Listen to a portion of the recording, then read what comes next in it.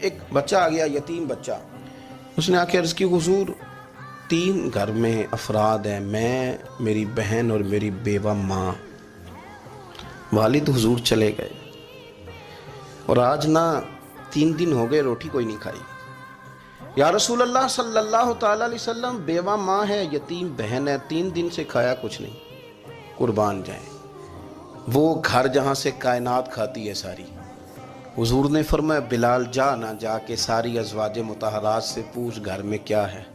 حضرت بلال کہتے ہیں میں سارے گھاری پوچھ آیا، ٹٹول آیا، ٹوٹل 21 کھجوریں نکلی.